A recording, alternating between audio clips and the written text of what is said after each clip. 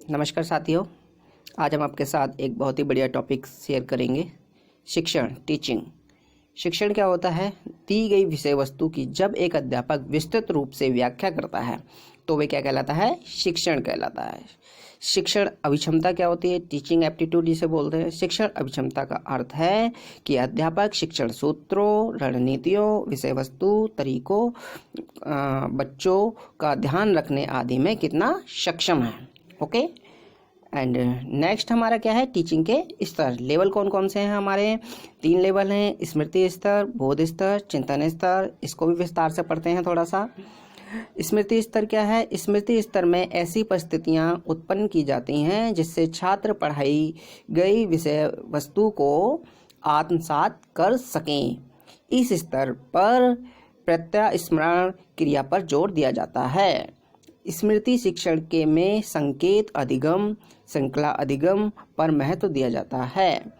Next है बोध स्तर पर शिक्षण। बोध स्तर के शिक्षण में शिक्षक छात्रों के समक्ष पाठ्य वस्तु को इस प्रकार प्रस्तुत करता है कि छात्रों को बोध के लिए अधिक से अधिक अवसर मिले और छात्रों में आवश्यक सूझबूझ उत्पन्न हो।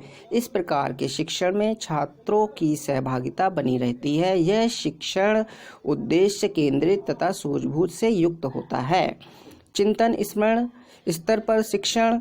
चिंतन स्तर में शिक्षक अपने छात्रों में चिंतन, तर्क तथा कल्पना शक्ति को बढ़ाता है ताकि छात्र दोनों के माध्यम से अपनी समस्याओं का समाधान कर सकें।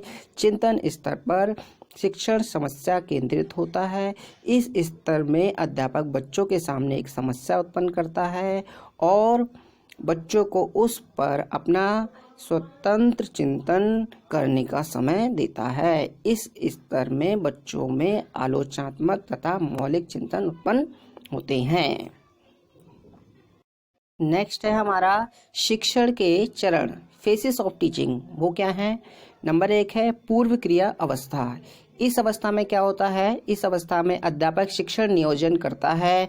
अध्यापक पढ़ाने से पहले शिक्षण नीतियों, उद्देश्यों का निर्धारण, अनुदेशन आदि का चयन करता है कि किस तरीके से पढ़ाना है। इस अवस्था में वे सभी क्रियाएं आती हैं जो शिक्षक कक्षा में जाने से पूर्व करता है।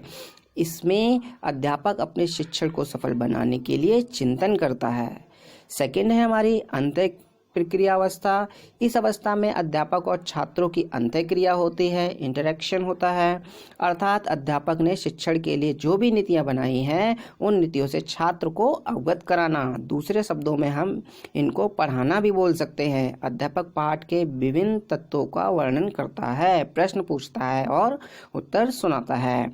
थर्ड है हमारी उत्तर क्रिया अवस्था। इस अवस्था में क्या होता है? इस अवस्था में अध्यापक पढ़ाने के बाद छात्रों का मूल्यांकन करते हैं कि बच्चों ने किस हद तक ज्ञान का आत्मसात किया। मूल्यांकन हेतु शिक्षण विभिन्न प्रकार के मूल्यांकन प्रविधियों का प्रयोग करता है। मूल्यांकन का कार्य उद्देश्यों के आधार पर किया जाता है। इस अवस्था में अध्यापक मूल्यांकन करने, भविष्य में बच्चों की कमी दूर करने की नीतियां बनाता है। तो ये हमने शिक्षण के बारे में कुछ पॉइंट्स पढ़े। नेक्स्ट हम अगली क्लास में आपको इसके बारे में अवगत कराएंगे। धन्यवाद।